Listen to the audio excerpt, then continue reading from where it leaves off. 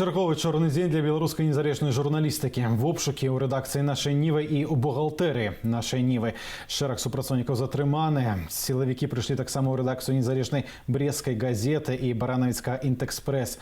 Затрыманыя супрацоўнікі парталу Орша.ЭУ. Заблакаваная люстарка Еўрарадыё і не паспела каманда парталу Тутбай запусціць ідэнтычную да свайго парталу старонку «Зеркала Інфо», як Мінінфармацыя ўжо пачаў яе блакаваць. Для вас працуе Всеволод Шлыкаў і сёння ў выданні. Разгром незалежных медыяў, як стрэл сабе ў нагу. Яны, конечно, пойдут до российских СМИ, потому что у них нема выбора. У них есть БТ и есть российские СМИ.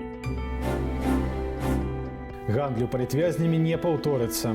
Ёсць рэчы, якія не могуць быць прадметам гандлю. Голас народу мусіць быць пачуты. Санкцыі – гэта наша рэакцыя на гвалт, парушэнне правоў чалавека. Яшчэ перад гэтай велізарнай хваляй ціску на незалежных журналістаў улады ўзяліся перадусім за тых, хто іх здрадзіў.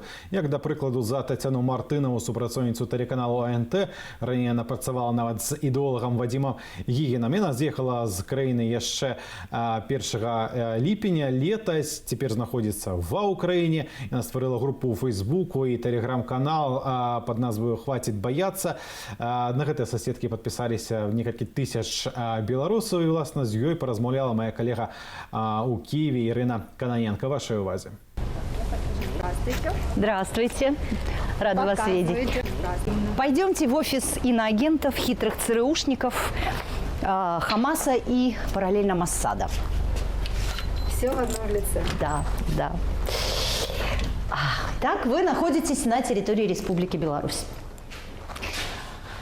Вот тут, собственно, периодически мы живем, потому что у нас, у иноагентов же должно быть какое-то пристанище. Спасибо нашим друзьям-украинцам, которые помогли нам.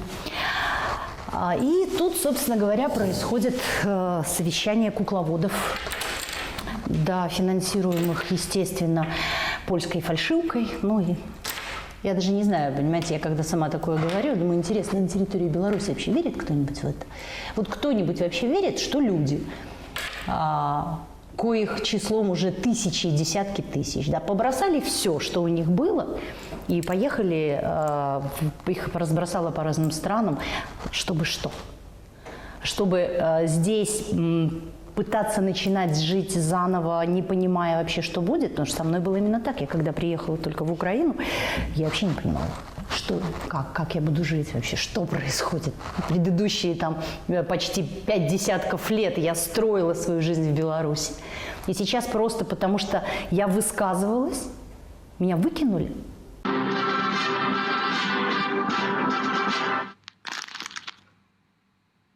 Шалом, православные, витаю католики, солнце у хату, дорогие соотечественники. Я, в общем, занимаюсь в Киеве тем, за что, собственно, я в Киев и попала.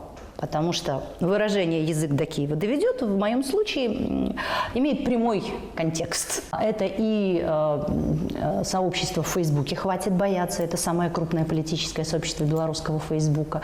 Это и телеграм-канал «Хватит бояться», и телеграм-канал и чат «Пенсионеры 97». Я же, бабушки доверили мне роль кукловода. Это виртуальная поликлиника для бабушек, которую мы сделали вместе с инициативой «Белый щит», с врачами. Ну, в общем, это вот такое вот все. Плюс мой YouTube-канал, на котором я делаю не только интервью и стримы, на которых перевожу с эльфийского, да, и как-то поясняю людям, что происходит на самом деле, без иллюзий, но без особого, знаете как, без особого восторга, как все круто, потому что нифига не круто, но и без упадничества, потому что мы еще ничего не потеряли. Просто, ну, это вот забег, который казался 100-метровкой, он получается марафонским. У меня не вещательная стратегия, а коммуникационная. То есть я читаю все комментарии, я отвечаю на все сообщения. Ну, на все комментарии я отвечала раньше, сейчас я уже не могу, потому что в день это может быть только по комментариям в разных этих самых, в разных чатах, в разных каналах, плюс YouTube, плюс Facebook. Ну, это может доходить, там, я не знаю, до 5000 и выше. Первый фидбэк очень важный в моей жизни у меня был от одного белоруса, который живет в Америке и который сегодня волонтерит в свободное от работы время за бабушками. Это прям любимчик бабушек, Алекс. Он мне сказал: Татьяна, благодаря вам я снова почувствовал себя белорусом. Второй фидбэк, который тоже мне важен очень, это когда прилетает после узбагоительного, да, вот узбагоительная Мартынова лучше любых таблеток. Вас послушаешь, и руки перестают опускаться. И третий фидбэк, который тоже для меня важен, мне написали цитату из одного из известных фильмов: «Татьяна, вы крепче, чем гвоздь, вбиваемый в крышку гроба». Я уезжала очень быстро, я буквально за 2 часа собралась, потому что я знала, что времени у меня немного. К вам до этого приходили с обыском? Да, у меня был обыск, ко мне пришли сразу налоговая, милиция, АБЭП, то есть всем аулом. Все сразу? Да, все сразу. Ну, у меня бар был 10 лет, я покупала бар за дурные деньги в свое время на кредиты, которые, естественно, все отдавала. Я 2 года стояла за барной стойкой периодически, потому что у меня не было возможности оплачивать персонал, потому что очень большой был кредит. Вот. Бар, он не то чтобы оппозиционный, я не могу его так назвать. Это бар свободных людей. Мой бар – это было то место, где прекрасно себя чувствовали и оппозиционеры, и ебатьки. Я вообще такой, я иногда шучу, Мартынова как политическая проститутка Троцкий, да, я всегда находила общий язык со всеми. И троллить власть у нас это было правилом хорошего тона. Чтобы вы понимали, ебатьки ее троллили всегда и покруче некоторых журналистов. Вот, поэтому то, что сейчас происходит в Беларуси, и то, что было год назад, это очень разные вещи. Были у нас надежды всегда у людей разумных, что мы как-то более плавно будем уходить от вот этого колхозного гетто, так назовем, да, потому что ведь долгое время режим жил своей жизнью, а мы жили своей, и все у нас было нормально. Не в том смысле нормально, что как бы нам все нравилось, а в том смысле, что мы были в разных вселенных, и нас не трогали. Случилось что, чего не было ранее никогда. Случилось то, что одновременно несколько человек решили рискнуть. И это были не аффилированные кем-то из власти, как это было обычно. Да, вот есть это контролируемая системная оппозиция. Да, технически. Да, технически, и, собственно, все. Потому что, честно, еще даже в апреле ничего не предвещало. Но вы знаете что? Вот это вот разделение, у меня такой есть рубеж, да, доуханьская эпоха и послеуханьская. Так вот, уже в послеуханьскую эпоху, что произошло, когда нас кинула наша власть? Да, был же какой-то социальный договор. Когда пришел ковид, когда власть сказала, нет никакого ковида, идите в баню, а Минздрав сказал, сидите дома, дайте нам работать, белорусы собрались и очень быстро порешали свои вопросы сами, без власти. То есть мы очень быстро скоординировались, у нас была куча волонтеров, были созданы платформы, краудфандинг, мы моментально скооперировались, купили все, что нужно врачам, просто бригады сидели, бизнесы переквалифицировались, там шили маски, эти СИЗы и так далее, и мы реально справились. И, похоже, нам понравилось.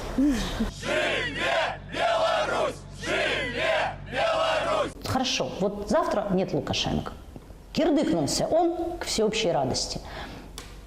Выпито все шампанское, значит, порвали 8 баянов, все хорошо. Дальше что? Я активно включилась в проект «Беларусь 2.0», который был инициирован Сергеем Бульбой здесь, в Киеве. Это основатель Белого легиона, если кто не знает. И это платформа, которую мы делаем для того, чтобы она, скажем так, объединила в себе людей, пассионариев, вот этих пассионариев, которые, собственно говоря, и вышли на марши, которые и вышли отстаивать свою свободу и требовать права. Ну, мы понимаем, что нам на этом этапе надо сохраниться. А для того, чтобы сохраниться, недостаточно просто фонда. Это раз, да, недостаточно желания. Должна быть некая структура, которая поможет всем собраться в одном месте и получить помощь, получить единомышленников, скажем так, да, получить свой круг общения, в котором, да, уже выживать легче, проще. Ну и второй момент, который тоже обязательно будет на этой платформе, это мы будем рисовать, и мы уже это начали делать, потому что если вы на нее зайдете, вы увидите уже идеи, предложения. Это картинка будущего Беларуси, которая не исходит от политиков. Не потому, что все политики плохие, но есть разные, но это все равно сверху. Я не хочу знать будущее. Я хочу делать это будущее вместе с единомышленниками для хороших, добрых людей, чтобы будущее было светлым действительно. Не толькі СМІ, што працуюць на ўсю краіну, як наша Ніва ці Еўрарадыё. Вось, калі казаць пра рэгіянальныя СМІ, то заўсёды ім трошкі зайздросціў. Іх такая праца, гэта калі ты заўсёды можаш сустрэць героя сваіх публікацыяў і пабачыць тое, пра што ты пішаш на ўласныя вочы, ледзь не штодня. Уласна, заўтра адбудзецца суд аб прызнанні экстрэмісцкім телеграм-каналу порталу Гродно Лайв без перабольшвання аднаго з самых папулярных ды вядомых у Беларусі, што дагэтуль яшчэ працуюць.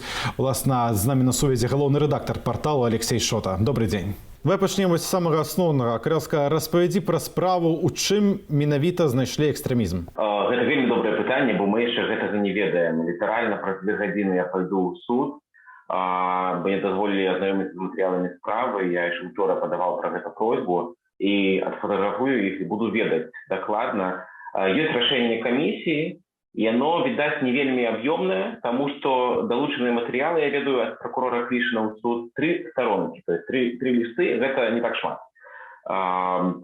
Зразумело, что только одно, что есть претензии до поста, они уже давно выдалены, у яким была фотография с таким вельми блеклым логотипом канала, які нельзя называть.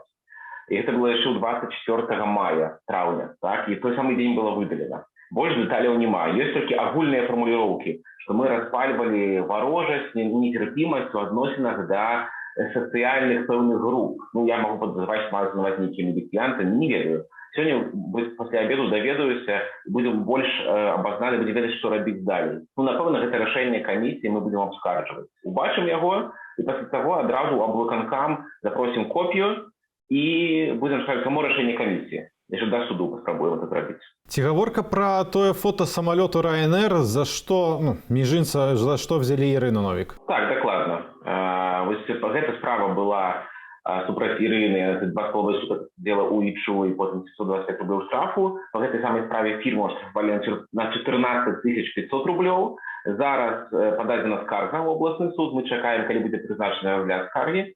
И отрымливается подобной справе, а той самой, еще и признание канала экстремистским. Кроме того, у справе фигуруют, принаймні з листа прокурора Клишина, это виникає, матеріали моніторингу, які проводило управління КДБ по Гродненській області.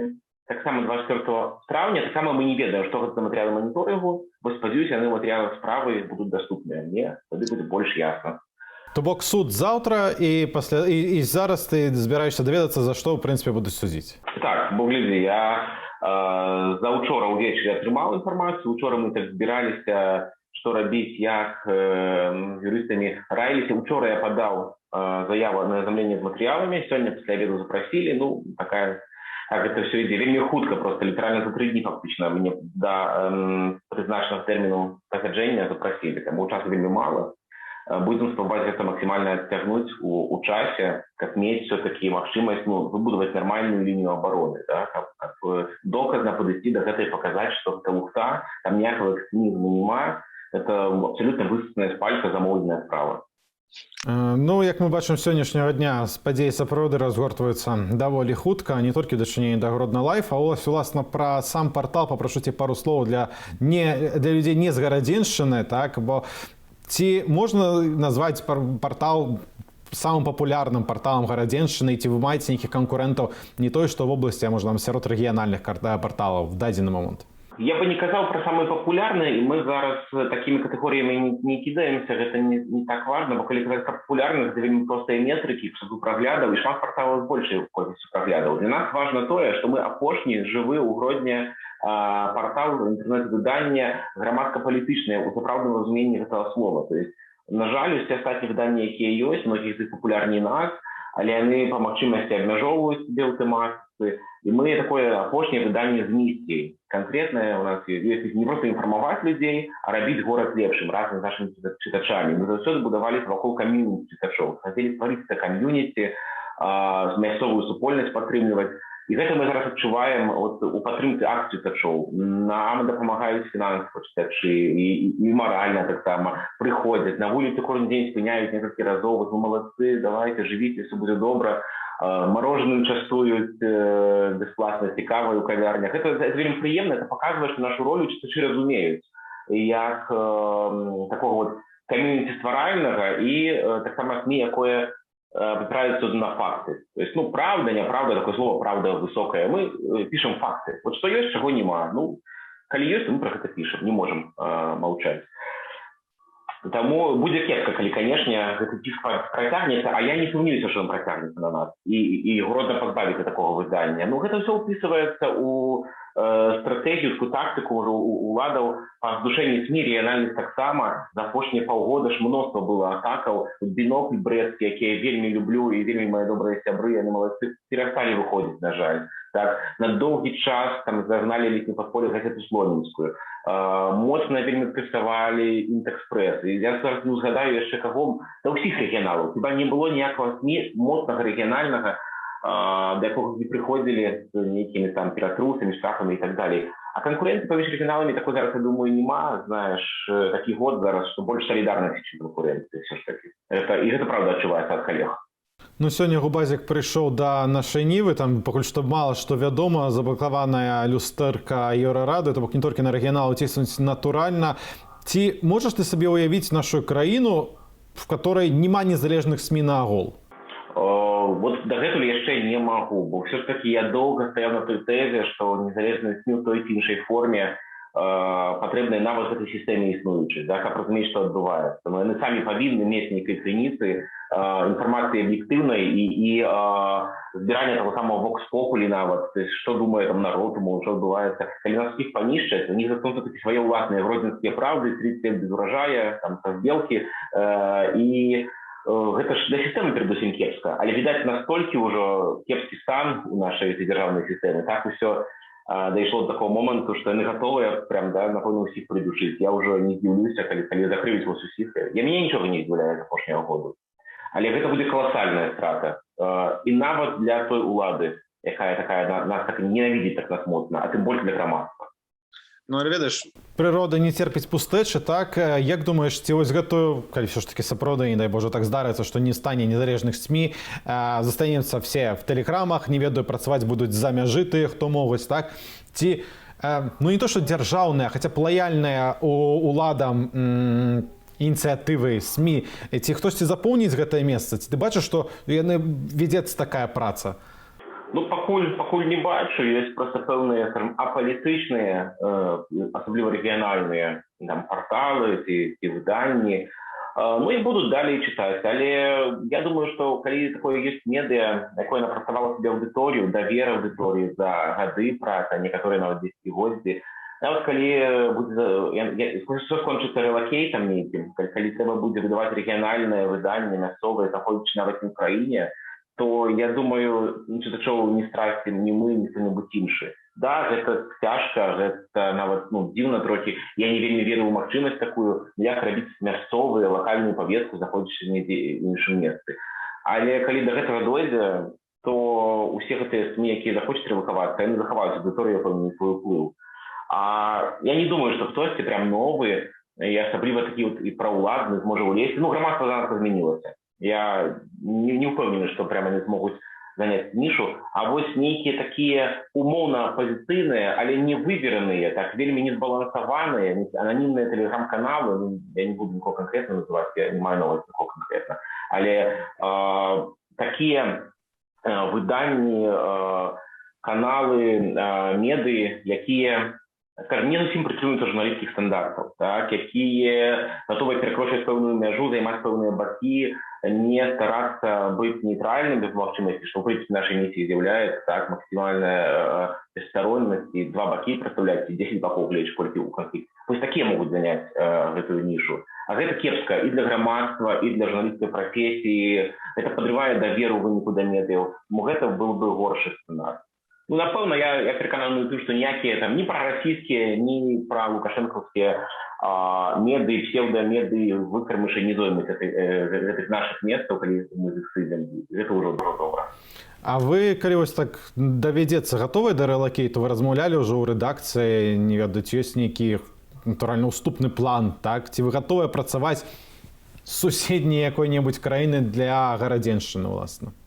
Ты, правда, думаешь, что есть в Беларуси хоть одна редакция, где это не обмерковывалось? Ну, это вельми наивно. Да? То есть люди, наши журналисты, ну, адукаванные, дорослые люди с великим досведом. Я упомню, что каждая редакция давным-давно, я еще ведаю, до выборов, нават, может, в липені 2020 года провела такую размову. У каждой редакции есть такой план, это докладно. Не хотелось, это просто крайний выпадок. Але не зарекайся. Ну, магчыма, давядзецца і так, але я люблю свой город, никуда не хочу ехать, мне тут хорошо, я не думаю, что меня отсюда вытеснуть. Спадзяюся, што не выцеснуць, і спадзяюся, што не давядзецца выкарыстоўваць такі план. Дзякуй вялікі за размову. Гэта не ўсходні сярэднявечны рынок, калі адбываецца натуральны абмен. Мы гаворым пра беларускі народ, пра ягоныя правы, свабоду думкі, пра будучыню і пра тое, як ягонай краінай кіруюць. Гэтак выказаўся ў інтэрв'ю для нашага тэлеканалу прэсавы сакратар Еўракамісіі Петер Стана. Наш адмысловы корэспандэнт у Брусэлі Алесь Сіріч паразмаўляў з ім. Вашай увазе. Размаўляем тут каля будынку Берламонт, галоўным офісе Еўрапейскай камісіі з прэсавым сакратаром Пітерам Стана. Петер, мінула няшмат часу з моманту прыняцця 4-го пакету санкцыяў Еўрапейскага звязу супраць уладаў Беларусі. Якіх вынікаў вы ад яго чакаеце у кароткатэрміновай і ў доўгатэрміновай перспектыве? Якой адпаведнай рэакцыі ад рэжыму Лукашэнкі? Найперш мы чакаем, і гэта галоўная прычына прыняцця санкцыяў і іх мэта, што рэжым зменіць свае паводзіны ў дачыненні ўласнага народу. Рэжым мусіць выпусціць усіх палітычных зняволеных, усіх затрыманых падчас мірных пратэстаў грамадзянаў, усіх затрыманых журналістаў. Мы таксама патрабуем ад рэжыму неадкладна пачаць агульнанацыянальны дыялог, каб знайсці развязанне крызісу ў краіне. Гэта асноўная мэта санкцыяў. А колькі, на вашу думку, у 4-м пакеце санкцыяў рэальнага эканамічнага ціску, а колькі сімвалічнага?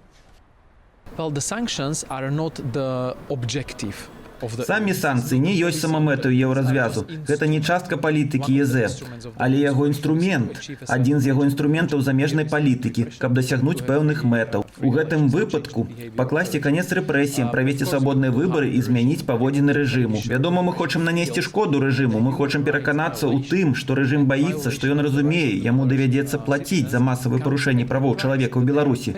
Ва ўсяго на свеце ёсць кошт, які прыйдзецца заплаціць. У тым ліку за ўсё дрэннае, што ён, рэжым, робіць з народам Беларусі. Мы спадзяемся на эканамічны ўплыў санкцыяў, і гэта, паўтару, іх сэнс. Паглядзіце, у санкцыйных спісах 166 чалавек. Яны не могуць сюды прыехаць, яны не могуць атрымаць у еўразвязе грошы. Іхныя рахункі замарожаныя. Больш як 16 прадпрыемстваў у санкцыйных спісах. Яны не могуць атрымаць інвестыцыю на тэрыторыі еўразвязу. Таксама мы прынялі сектаральныя эканамічныя санкцыі. Экспарт пэўных беларускіх тавараў немагчымы ў ЕЗ. Усё гэта зроблена, каб нанесці страты рэжыму, а таксама тым, хто дапамагае Лукашэнку заставацца ва ўладзе. Безумоўна, санкцыі маюць і сімвалічную вартасць, бо яны палітычны знак усяму свету, што гэтая асоба, гэтыя людзі, гэты рэжым робяць штосьці дрэннае. У звязку з папярэднім пытаннем, па якіх сектарах эканомікі санкцыі мусяць ударыць найперш, і як, на вашу думку, гэта можа аслабіць Лукашэнка ў рэжым?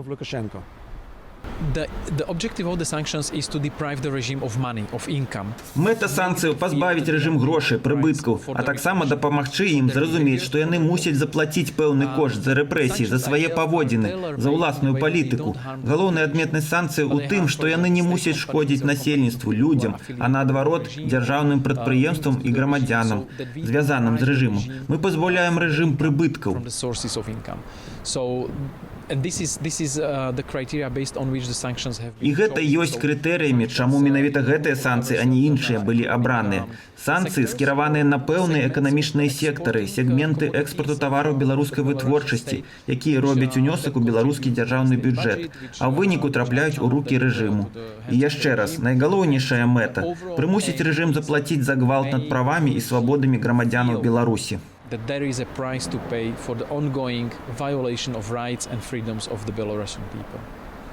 And what will be the response of European Union? А які будзе адказ Еўрапейскага звязу на пагрозы рэжыму перакінуць праз беларускія межы ў Літву і Польшчу тысячы мігрантаў? Ці гатовы ЕЗ да такой гібриднай атакі? І што будзе адбывацца на мяжы, калі Лукашенко сапраўды пачне перапраўляць людзей тысячамі?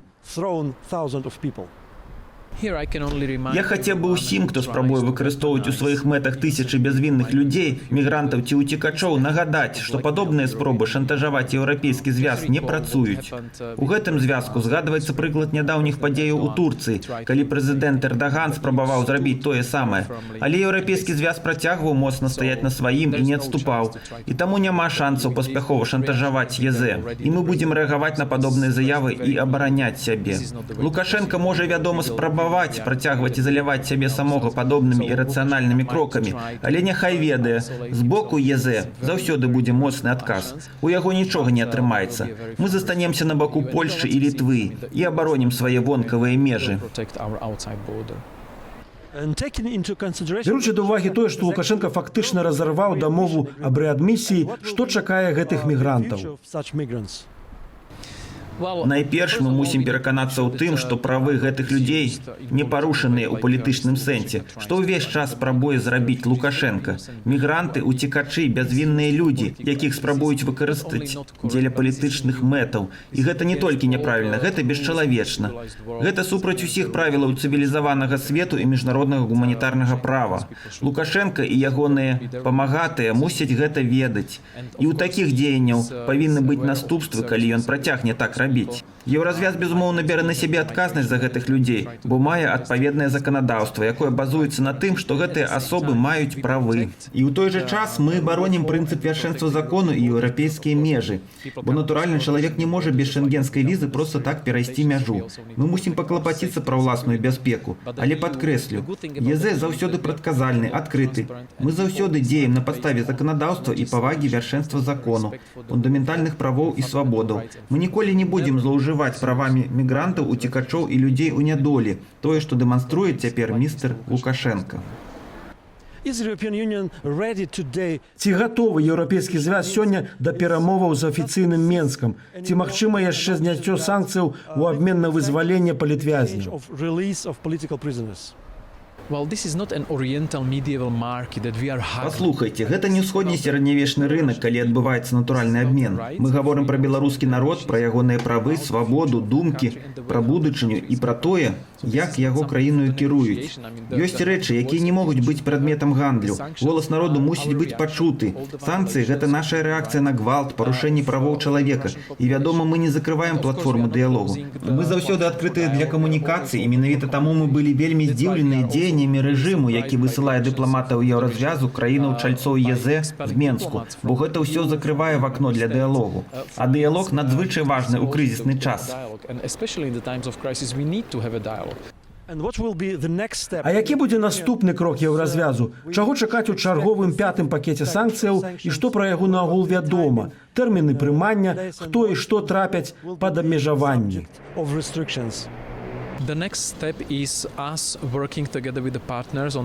Наступны крок, які мы распрацоўваем разам з партнёрамі на міжнароднай сцэне і супольна з грамадзянскай супольнасцю Беларусі, працаваць і працягваць пошукі развязання палітычнага крызісу. Насамрэч, наступны крок мусіць зрабіць палітычны рэжым у Беларусі. Ён мусіць адкрыць дзверы альтэрнатыўнай думцы, спыніць рэпрэсіі і пачаць дыялог. Калі ён гэтага не зробіць, то Еўрапейскі звяз працягне палітыку санкцыю, якую падтрымліваюць усе лідары яго краінаў-чальцоў. Мы няспынна назіраем за сітуацыяй. Неўзабаве яе абмяркуюць. У наступны панядзелак сустрэнуцца міністры замежных справаў на паседжанні Рады ў Брюсселі. Абмяркуюць сярод іншага ўсе змены ў гэтай сітуацыі, якія, на жаль, не пазітыўныя. І базуючыся на ацэнцы краінаў-чальцоў будуць прынятыя далейшыя рашэнні пра новыя крокі. Калі неабходна, стратэгія санкцыяў будзе працягнутая. Санкцыі застаюцца пад сталым назіраннем, і іх інтэнсіўнасць будзе павышацца альбо паніжацца у залежнасці ад абставінаў. Thank you, Peter. Сёння з намі быў Пітер Стана, прэсавы сакратар Еўрапейскай камісіі, Артём Лява, Алексіліч, Белсат, Брюссель. Усе незалежныя СМІ за мяжой або ў тэлеграме ў лепшым выпадку, а беларускае інфармацыйнае поле чыстае і працуе там унутры краіны толькі закладнік Пратасевіч, ну і ў лепшым выпадку азаронак з Васкрасенскім. А ці стане ўладам дыхацца лягчэй пасля такой зачысткі і чаму гэта робіцца менавіта цяпер, размаўляем з палітычнай аглядальніцай Вольгай Харламовай. Добрый дзень. Пасля сённяшніх навінаў такое адчуванне, што ось яшчэ, не ведаю, месяц, другі застануцца толькі замежныя СМІ кшталту Белсата ці Свабоды, в сэнсе тых, хто працуюць за мяжой. Ці ад гэтага ўладзе стане спакайней? Уладзе стане спакайней тады і калі зможа прыбярэ любыя сродкі масавай інфармацыі, якія не супадаюць з генеральнай лініяй. Ну і мы бачым, і мы аб гэтым неаднаразова размаўлялі, тое, што зараз адбываецца, гэта не выходзіць за тую палітыку, не выходзіць за тую карціну, якую ўлада для сябе стварыла. Любыя сродкі масавай інфармацыі, любыя крыніцы інфармацыі, якія могуць не супадаць з бачаннем сённяшняй дзяржавы, яны знаходзяцца пад пагрозай. Ну і, безумоўна, пад пагрозай знаходзяцца тыя, хто працуюць, хто супрацоўнічаюць з такімі крыніцамі інфармацыі. Але хто тады прыйдзе на месца Тутбаю, нашай Нівы, іншых заблакаваных незалежных СМІ або журналістаў, которых выганяць з краіны? Ці улады працуюць над такім умоўным сваім уласным Тутбаем? Я думаю, што, да, насамрэч, прырода не церпіць пустэчы, тым больш не церпіць пустэчы інфармацыйнае поле, інфармацыйная прастора. І беларускія ўлады будуць імкнуцца замяніць, будуць імкнуцца стварыць сваю прысутнасць у гэтай інфармацыйнай прасторы. І, ў прынцыпе, мы бачым, што пэўныя накірункі, пэўныя дзеянні у гэтым накірунку адбываюцца. Той жа самы тэлеграм Юрыя Васкрасенскага, тэлеграм-канал, як варыянт. Мы бачым, што дзяржава робіць все магчымае, каб раскруціць прысутнасць у Беларусі Романа Пратасевіча, і я б чакала ў бліжэйшы час яго прысутнасць не толькі ў Твіттары, а ў іншых, праз іншыя сродкі, спробу праз яго данесці патрэбную інфармацыю і патрэбным чынам сфармаваць грамадскую думку і паўдзельнічаць у фармаванні патрэбнага інфармацыйнага фона. У некаторых тэлеграм-каналах даўно жартавалі, што, маўляў, Роман Пратасевіч адчоліў партал Тутбай. Ці гэта жарт стане сапраўднасцю? Я думаю, што наўрад ці ён будзе адчоліваць партал Тутбай, нават тое, што ад яго засталося, але ёсць верагоднасць, што будзе створана штосьці, што па планах мусіць замяніць партал Тутбай.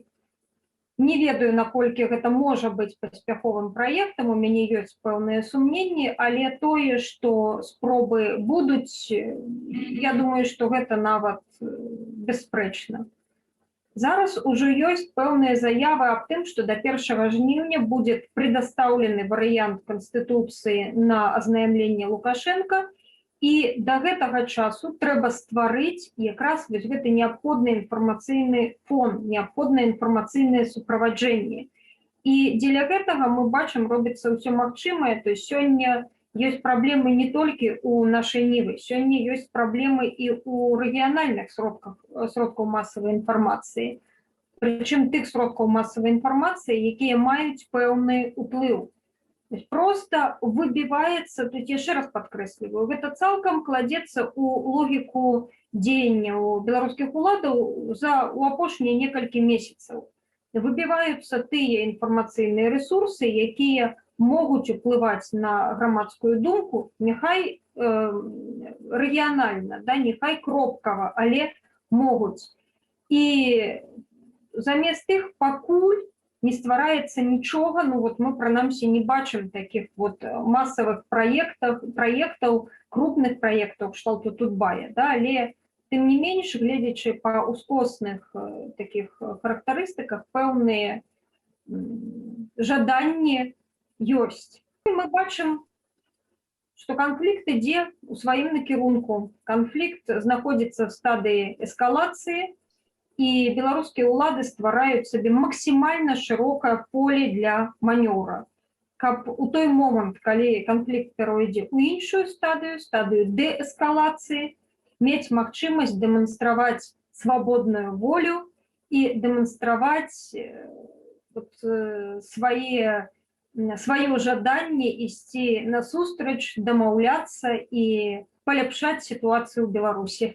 То бок вы мяркуеце, што ўлады у нейкім сэнсе запланавалі сабе ў нейкім моманце дээскалацыю канфлікта, калі б гэта мелася адбыцца? Ну, нас хутка чакае, гледзячы па ўсім, рэферэндум па Канстытуцыі. І пасля таго, як гэты рэферэндум пройдзе, можна будзе дэманстраваць жаданне дамаўляцца і пераходзіць у іншую стадыю канфлікта. То бок зачышаецца інфармацыйнае поле перад рэферэндумам аб Канстытуцыі, вы мяркуеце, але калі так сапраўды атрымаецца і нікога не застанецца ў краіне з незалежных СМІ, ці гэта дазволіць рэферэндуму прайсці гладка і беспраблемна? Цалкам гладка ўжо вельмі цяжка казаць, што штосьці можа прайсці, але пэўныя шэрахаватасці, пэўныя накладкі дзяржава можа прыбраць. Ну і зноў-такі нагадваю сітуацыю з Воскресенскім, нагадваю сітуацыю з Пратасевічам, і я ўпэўнена, што гэта не апошнія прыклады, якія мы яшчэ будзем узгадваць. Гледзячы па зноў-такі пэўных нюансах, дзяржава працуе над тым, каб забяспечыць карцінку наяўнасці і актыўнай наяўнасці так званай канструктыўнай апазіцыі, якая, не гледзячы на пэўныя несупадзенні інтарэсаў з гаспадзінам Лукашенко, тым не менш працуе на карысць Беларусі. Шмат хто з тых, каго выціскаюць з краіны, не даюць працаваць, заклікае пераходзіць у Тэлеграм, але ці з такім сыходам у сацыяльныя сеткі, у той же Тэлеграм, у той ж Тэлеграм-каналы, ці зменіцца і ў які бок якасць гэтай інфармацыі? Ну, канешне, зменіцца і якасць, і зменіцца стаўленне да такой інфармацыі.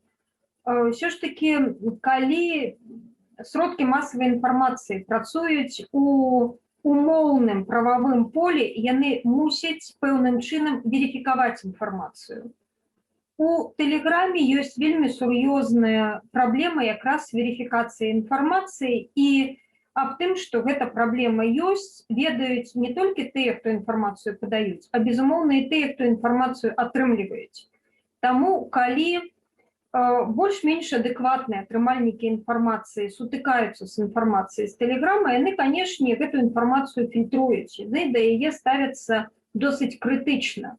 Ну і нагадваю, што ёсць вельмі вялікі адсотак балота, людзей, якія не вызначылись, людзей, якія не зусім разумеюць, а ўвогуле, што адбываецца і наколькі тое, што адбываецца, выгодна ці невыгодна ім, яны не надта актыўныя карыстальнікі інфармацыі.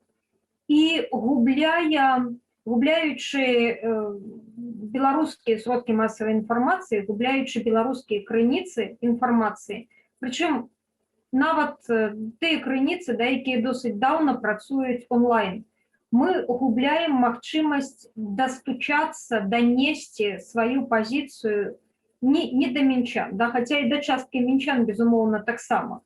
Але па вялікім рахунку мы губляем рэгіёны, мы губляем тых людзей, з кім варта было б працаваць, каго варта было б пераконваць і каму варта было б дэманстраваць, што ёсць іншая пазіцыя і што ёсць іншы пункт гледжання, які кардынальна не супадае з тым, што дэманструе БТ. Ці ў выніку гэта людзі, тых, хто не пойдуць у Тэлеграм, ці яны не пойдуць да расійскіх СМІ? Яны, канешне, пойдуць да расійскіх СМІ, таму што у іх няма выбара. У іх ёсць БТ і ёсць расійскія СМІ. Ну і зноў-такі можна колькі заўгодна казаць пра патрыятызм і пра тым, што беларуская тэлевізія робіць усё магчымае, каб прыцягнуць максімальна увагу, але якасць беларускай тэлевізіі, якасць расійскай тэлевізіі – гэта дзве вялікія розніцы. Прычым я кажу там не толькі пра навасныя каналы, пра навасную інфармацыю, не толькі пра палітычныя розныя перадачы ток-шоу, каля палітычныя, я кажу і пра забаўляльныя, у якіх у любым выпадку утрымліваецца пэўны палітычны контент, і яны здзяйсняюць пэўны палітычны ўплыў. Таму людзі, якія саскочаць з таго ж самага Тутбая, яны наўрад ці пойдуць на БТ. Хутчэй за ўсё яны пойдуць на Дождь, на Камерсант, на тое ж самае Эхо Москвы, на, як гэта не парадаксальна, Расею там 1, Расею 24. І, безумоўна, гэта людзі, якія з цягам часу патрапяць пад уплыў той інфармацыі, якая транслюецца праз расійскія сродкі масавай інфармацыі. Ведаючы расійскую інфапрастору, то гэта яшчэ не самыя горшыя варыянты з тых, што вы назвалі. Дзякую вам вялікі за размову. Уяўляю, як сілавікі планавалі гэты дзень, небось там лічыць гэта ўдалай спецаперацыяй, але ўсім, хто хоча знішчыць свабоду слова і закрыць рот журналістам незалежна, хочу сказаць толькі адное: не дачакайцеся. Як мы працавалі, так і будзем працаваць надалей, нават калі гэта будзе адбывацца не ў Беларусі фізічна. Для вас працаваў Всеволод Шлыкаў, гаспадарства. Заставайцеся з Белсатам, нам рот не закрыюць.